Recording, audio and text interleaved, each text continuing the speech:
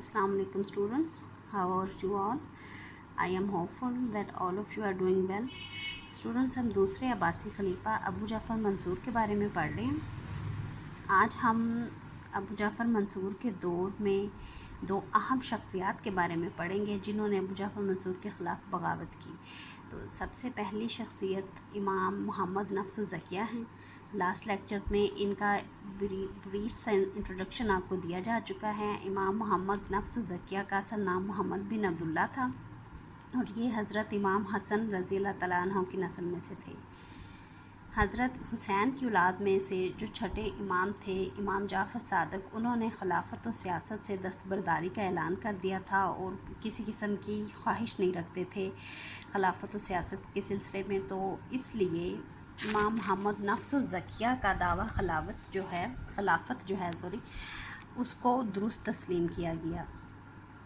इसके बैकग्राउंड में जाते हैं, हम देखते हैं कि कैसे ये दावा किया गया। जब बनु उमैया के ख़िलाफ़ तहरीक चलाई जा रही थी तो अब्बासी दावत और अब्बासी तहरीक के अहम अफराद मदीना मुनव्वरा में इकट्ठे हुए, जिसमें अलसिफ़ा और अबू जाफ़र मंसूर भी शामिल थे। और उन सब अफराद ने मुश्तरका तौर पर यह फ़ैसला किया कि बनु उमैया की खिलाफत का ख़ात्मा करने के बाद खिलाफत इमाम मोहम्मद नफ्स ज़किया के हवाले कर दी जाएगी। लेकिन आप पिछले लेक्चर्स में डिटेल से चुके हैं कि ऐसा नहीं हुआ। तो उस वजह से इमाम मोहम्मद नफ्स ज़किया ने दर पर्दा इनके ख़िलाफ़ तहरीक चलानी शुरू कर दी और इमाम मोहम्मद नफ्स ज़किया ने अबू जाफ़र मंसूर और उससे पहले अब्दुल्ला अलसिफ़ा की बैत लेने से इनकार कर दिया था। अब अबू जाफ़र मंसूर ने खिलाफत संभालते ही इमाम मोहम्मद नफ्स ज़किया को गिरफ़्तार करने की कोशिश की। 2-3 बार ये कोशिश नाकाम रही। हत्ता कि अबू जाफ़र मंसूर ख़ुद 2 बार हज करने आया मक्का और मदीना में कि किसी तरह से इमाम नफ्स ज़किया को गिरफ़्तार किया जा सके, लेकिन उनकी गिरफ़्तारी अमल में नहीं लाई जा सकी।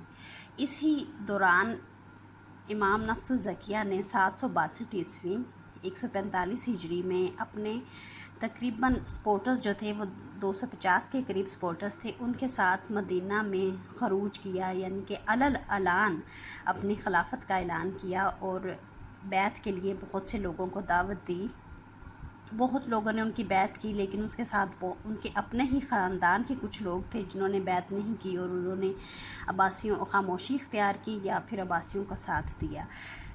2 अहम शख्सियात जिन्होंने इमाम मोहम्मद नफ्स ज़किया के दावा खिलाफत को दुरुस्त माना, वो अहम हमारे मुहद्दिसीन इमाम मालिक और इमाम अबू हनीफ़ा, जो बहुत बड़े स्कॉलर गुज़रे हैं और जिनसे हनफी फ़िक़्ह जिनसे शुरू हुआ, वो भी इन 2 अहम शख्सियात ने भी मंसूर की बैत को फिस्क करने का फतवा दिया और इमाम नफ्स ज़किया का साथ दिया।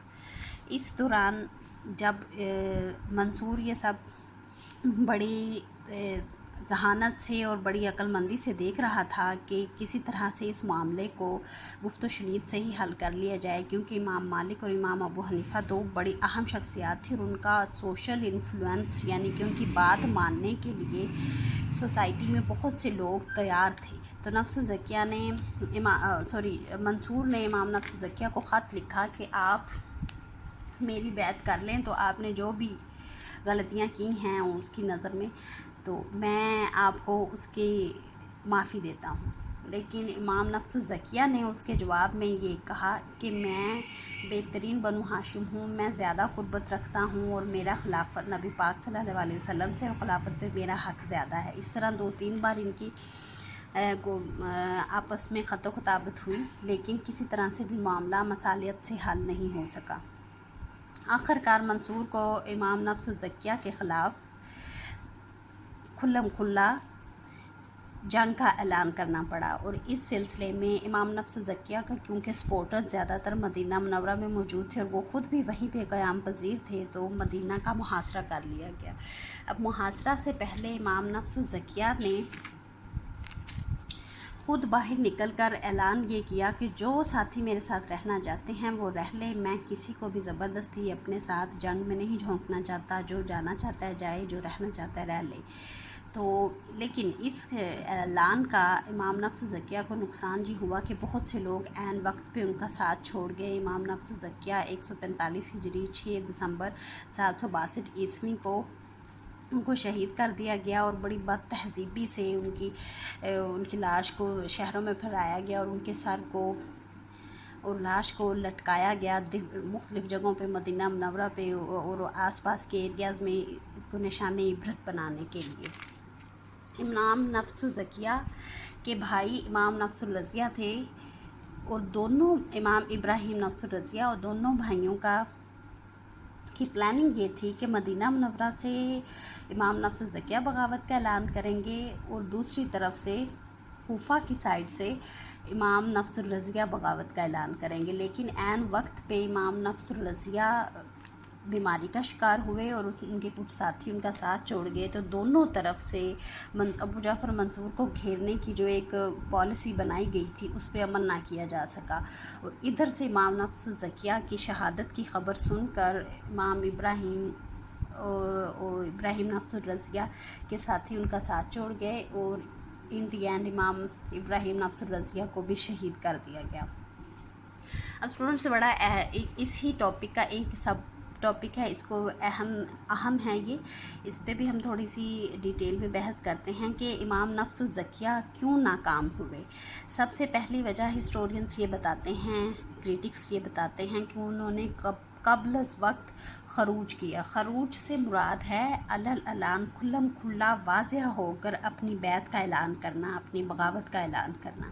بہت سے ان کے ساتھی حتیٰ کہ امام ابو حنیفہ بھی یہ سمجھتے تھے کہ ابھی امام نفس زکیہ کے اتنے سپورٹرز نہیں ہوئے ہیں، ابھی ان کے پاس دفاعی لحاظ سے بھی اتنی قوت نہیں ہے کہ وہ اعلان بغاوت کا اعلان کریں۔ ان کا مشورہ یہی تھا کہ پہلے در پردہ ان کے خلاف تحریک چلائی جائے، اور جب مکمل قوت ایک خاص حد تک قوت آپ کے ہاتھ میں ہے تب آپ اعلان کریں اپنی بغاوت کا، لیکن ایسا نہیں ہو سکا، تو یہ ٹائمنگ جو ہے وہ ان کی ناکامی کا سبب بنی۔ پھر امام نفس زکیہ کے اپنے رشتہ داروں نے، بہت سے لوگوں نے ان کی بیعت نہیں کی، ان کا ساتھ چھوڑ گئے، اس کا عام لوگوں پہ مورلی جو ہے وہ بہت برا اثر پڑا۔ آپ نے خود عین وقت پہ اپنے حامیوں کو مدینہ سے باہر جانے کی اجازت دے دی، جبکہ باہر دشمنوں کی فوج کھڑی تھی، اس وجہ سے ان کے ساتھی اور کم ہو گئے، تو ان کو ناکامی کا سامنا دیکھنا پڑا۔ ان کے اپنے حامیوں کی آپس میں اختلافات تھے، جس کی وجہ سے جنگ پہ مکمل جو ہے توجہ نہیں دی جا سکی۔ مدینہ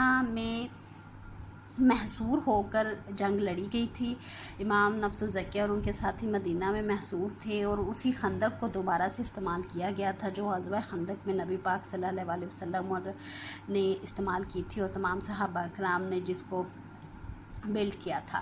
مدینہ میں بہرحال اس وقت وسائل کم تھے، جس کی وجہ سے امام نفس زکیہ کو بہت سے مسائل دیکھنے پڑے۔ پھر دونوں بھائیوں نے پالیسی یہ بنائی تھی کہ منصور کو دونوں طرف سے ایک دم سے گھیر لیا جائے گا، اور شاید وہ ہڑبڑا کر کمزور پڑ جائے گا، لیکن اس زمانے میں ظاہر ہے کمیونیکیشن کے وہ ذرائع نہیں تھے، اس وجہ سے دونوں بھائیوں کے آپس میں رابطے کی کمی کی وجہ سے ایک ہی وقت میں دونوں طرف سے بغاوت نہیں ہو سکی۔ پھر امام ابراہیم بیمار پڑ گئے، ادھر سے امام نفس زکیہ کی شہادت کی خبر سن کر امام ابراہیم اور ان کے ساتھیوں پہ مورلی ایک برا اثر پڑا، اور وہ دل چھوڑ گئے۔ یہ کچھ وجوہات تھیں جس کی وجہ سے امام نفس زکیہ کو ابو جعفر منصور کے خلاف ناکامی کا سامنا کرنا پڑا۔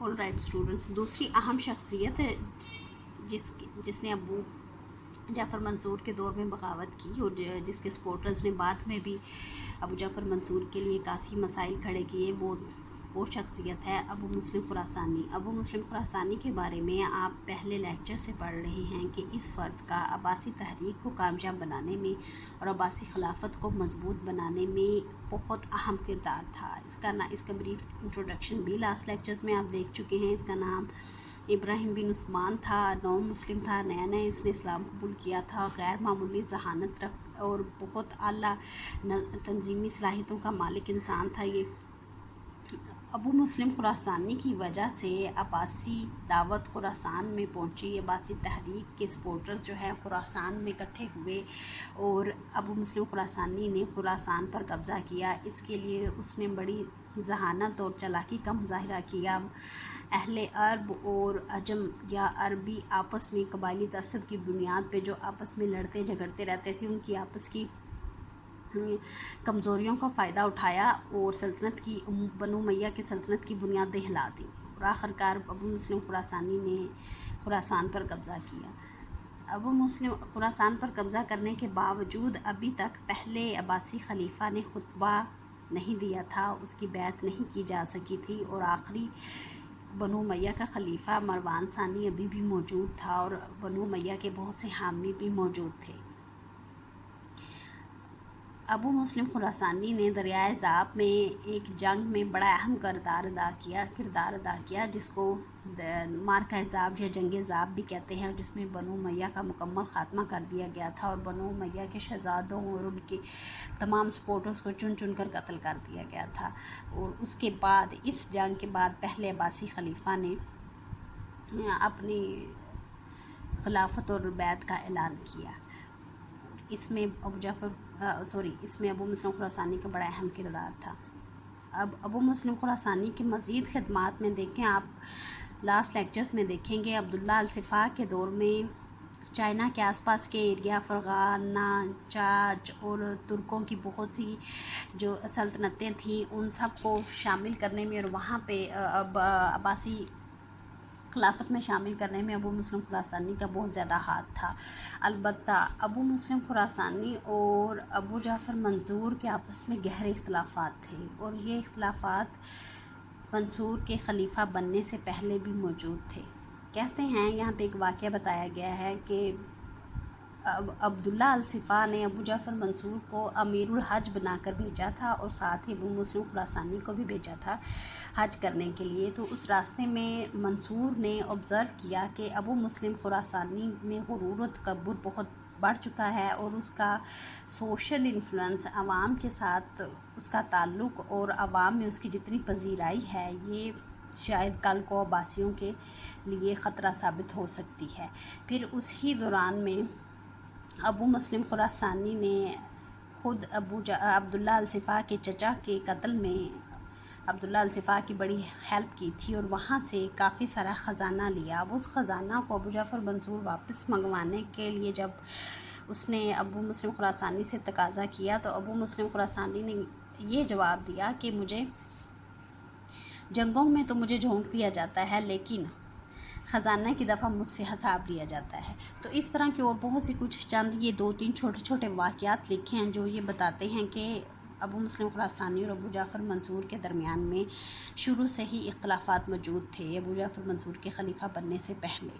بہرحال ایک دفعہ ابو جعفر منصور ابو مسلم خراسانی کو اپنے دربار میں بلا کے گفت و شنید کا بہانہ لگا کے اس کو اپنے دربار میں بلاتا ہے، اور وہیں پہ اس کا قتل کر دیا جاتا ہے۔ ابو مسلم خراسانی کے ایک چھوٹا سا ٹاپک ہے، اس کے زوال کے اسباب دیکھیں۔ وہ بتاتے ہیں کہ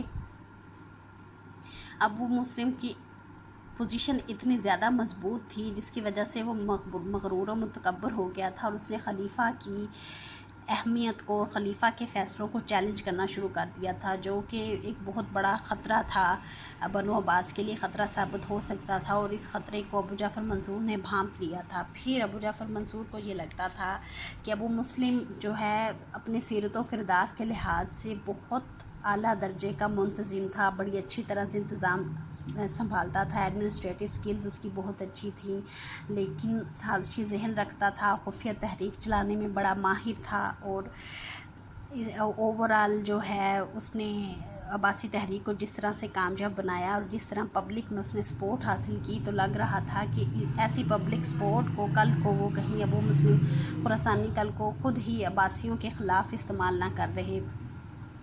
یہ کچھ پرسنل آپس میں منصور اور خراسانی کے پرسنل اختلافات کی وجہ سے ابو جعفر منصور نے ابو مسلم خراسانی کا قتل کروا دیا تھا۔ اس پہ تھوڑا سا اسٹوڈنٹ دیکھیں، تنقیدی تبصرہ کیا گیا ہے، یہ بتانے کی کوشش کی گئی ہے کہ ابو مسلم خراسانی کو قتل کروانا ابو جعفر منصور کے لیے کیوں ضروری ہو گیا تھا، کیونکہ کل کو وہ بنو عباس کی خلافت اور بنو عباس کی طاقت کو چیلنج کر سکتا تھا۔ خلیفہ کے بعد सबसे ताकतवर शख्सियत बनता जा रहा था, और फिर उसका गुरूर, तकब्बुर और एब्यूज़ ऑफ पावर, उसने अपने उसको जो खलीफा की तरफ से ताकत दी कि उसका उसने जिस तरह से गलत इस्तेमाल किया, और कुछ ऐसी वजूहात थी जिसकी बिना पे दूर अंदेशी को देखते हुए अबू जाफ़र मंसूर को ये लगा कि इससे पहले कि वो मुस्लिम खुरासानी अब्बासी खिलाफत की बसात लपेट दे, इससे जान छुड़ा ली जाए। तो स्टूडेंट्स, ये था आपका तीसरा चैप्टर, जो कि दूसरे अब्बासी खलीफा अबू जाफ़र मंसूर के बारे में है। एज़ यूजुअल मैं आपको थोड़ी सी गाइडलाइन दे देती हूँ। आपने मुकम्मल चैप्टर को पढ़ना है, सारे लेक्चर्स को गौर से देखिएगा, होम टास्क जो दिए गए हैं पहले उनको पूरा करिएगा, उसके बाद सिर्फ आपकी रिटर्न प्रैक्टिस के लिए थोड़ा सा मैं बता देती हूँ। आपको कुछ क्वेश्चंस दिए गए हैं, इनको ज़रूर आप अच्छे से देखिएगा। अबू जाफ़र मंसूर दौलत अब्बासिया का हकीकी बानी है। आपके लास्ट लेक्चर में मैंने मुदल्लल अंदाज में आपको बताया है कि आपने इस क्वेश्चन को किस तरह से दलाइल के ज़रिए साबित करना है। अबू जाफ़र मंसूर के निज़ाम हुकूमत के अहम खदोखाल आपको आयन पे दिए पिछले चैप्टर्स में मिलेंगे। फिर ये कुछ क्वेश्चंस रिपीट हो रहे हैं, फिर उसकी शख्सियत और किरदार है, ये आप इस चैप्टर के पहले लेक्चर में देख चुके हैं। इब्तदाई मुश्किलात भी आपको टॉपिक के साथ, हेडिंग के साथ मिल जाएगा क्वेश्चन। उसकी इस्लाहात और कारहाय नुमायाँ, ये मोर और लेस एक चीज़ हैं, इनको भी आपने हेडिंग मौजूद है, आप आसानी से देख लेंगे। अब वो मुस्लिम खुरासानी का अलग से टॉपिक जो हमने अभी पढ़ा है, अब मुस्लिम खुरासानी का किरदार भी है। कुछ ये आपके MCQs हैं, शॉर्ट क्वेश्चंस हैं, इनको देखिएगा। मैं आपको छोटा सा इस चैप्टर के लिए भी इस लेक्चर के लिए भी होम टास्क दूंगी। आप कम अज़ कम 3 MCQs और 3 शॉर्ट क्वेश्चंस ऐसे ढूंढें जो कि आपको इधर आपकी रिटन या टेस्टिंग प्रैक्टिस के लिए यहाँ लिखे गए हैं वो ना हो। आप ख़ुद बनाएं, लेक्चर को चैप्टर को पूरे पढ़ते हुए उनको बनाकर लिखें, और उनके आंसर्स भी, ऑप्शंस भी लिखें, और दुरुस्त जवाबात भी तहरीर करें। तो स्टूडेंट, ये था आपका आज का लेक्चर। इंशाल्लाह फिर नेक्स्ट मिलते हैं, और हम इंशाल्लाह नेक्स्ट चैप्टर शुरू करेंगे मोहम्मद मेहदी और मूसा अल हादी के बारे में। तब तक के लिए अल्लाह हाफिज़।